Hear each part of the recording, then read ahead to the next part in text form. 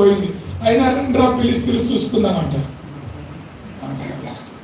Already అభిషేకం ఎప్పుడో పోయిన సంగతి సంసోన్ అక్కడ పాస్టర్లు కూడా చాలా మంది ఉన్నారు విశ్వాసులు. వాళ్ళకి అభిషేకం పోయిన సంగతి తెలియదు. మనతో దేవుడు ఉన్నాడనే సెన్స్ ఎప్పుడు మనకు ఉండాలి. మనతో దేవుడు ఉన్నాడా లేదని ఎవరికి వాళ్ళకే ముందు బాగా తెలియాలి. దేవుడు మీతో ఉన్నాడా లేడా, దేవుడు మీతో ఉన్నాడా లేడా, దేవుడు ఉన్నాడా లేడనే ఆత్మ ఆ యొక్క ధైర్యం ఆత్మీయ విశ్వాసం ద్వారా తెలుసుకోవాలి. ఆత్మీయత ద్వారా దేవుడు మనతో ఉండాలి. ఇప్పుడు దేవుడు ఉన్న ప్రార్థన, దేవుడు ఉండి మనం చేసే ప్రార్థన దేవుడు వింటాడు. దేవుడు ఉండి మనం చేసే ప్రార్థనకు జవాబు వస్తుంది. ఇక్కడ ప్రార్థన చేయడం ముఖ్యం కాదు, జవాబు రావడమే ముఖ్యం. ఏం చెప్పినా ప్రార్థన చేయడం ముఖ్యం కాదు, జవాబు రావడం ముఖ్యం. అది నిమిషం చేస్తావా, అది నిలబడి చేస్తావా, అది ఎట్లా చేస్తావా అనేది ముఖ్యం కాదు. గంటలు చేస్తావా, జవాబు వచ్చి తీరాలి. దేవునికి స్తోత్రం. హల్లెలూయా. నేను మీకు 2 నిమిషాలు ఏం చెప్తాంటే, మనం ప్రేయర్ చేసినప్పుడు జవాబు రావాలి. ఆ జవాబు వచ్చే ప్రార్థన మీకు చెప్తాను. యేసు ప్రభువా దీనికి రూపాంతరం కొండ అని పెట్టిరు. ఏ కొండకు భయపడి ఈ కొండ పెట్టిరో నాకు తెలియదు, కానీ దేవునికి స్తోత్రం కలుగును గాక. ఇప్పుడు రూపాంతరం కొండకి అంటే దాని అర్థం ఏంటి తెలుసా?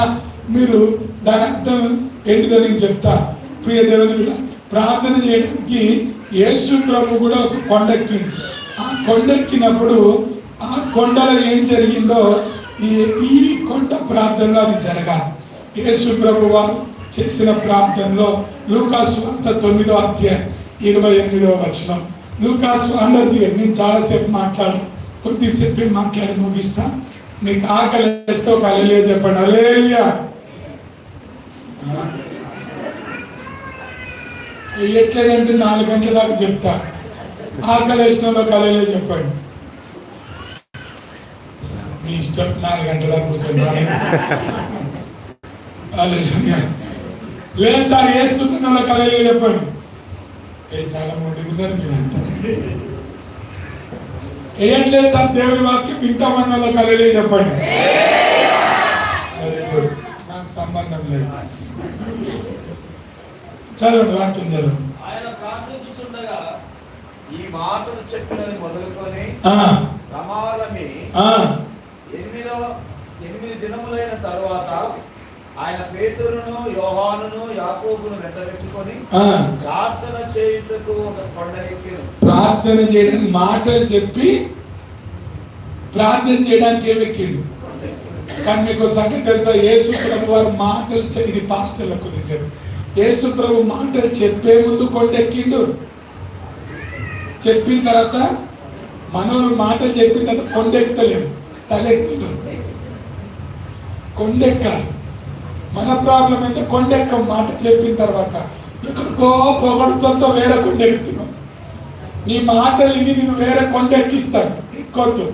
ప్రార్థన కొండెక్కాలి. హల్లెలూయా. అర్థమైందా? పాస్టర్ బాయ్ ఏం చెప్పినావు పాస్టర్? అబ్బా అనగానే అది వేరే కొండ. ఆ కొండ ఎక్కితే తొల్లి పడతాం. ఆ కొండ ఎక్కొద్దు. ఆ కొండ అహంకారం, అతిశయం, గర్వం ఇవన్నీ తీసుకొస్తుంది మనలో. ఆ కొండ ఎక్కొద్దు. ఏ కొండ ఎక్కాలి? మళ్ళీ ప్రార్థన. మాటలు చెప్పక ముందు ఏ కొండకి ఎక్కాలి, చెప్పిన తర్వాత కూడా ఏ కొండకు పోవాలి. హల్లెలూయా. ఒక పాయింట్ మీకు స్తోత్రం. తర్వాత చదవండి.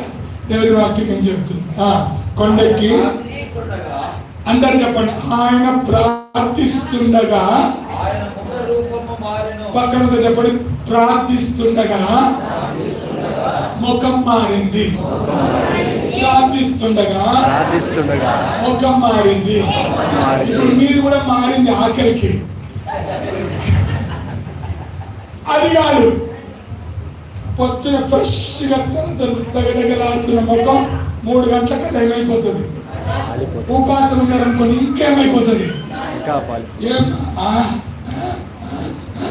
4 అయింది అనుకో, అన్నం లేదనుకో, ఇంకా షుగర్ బీపీ ఉందనుకో, ఇంకా మారిపోతారు. 4 గంటల వచ్చి 6 గంటలకు వాక్యం చెప్పింది అనుకో, ముఖం ఎర్రగా అవుతుంది.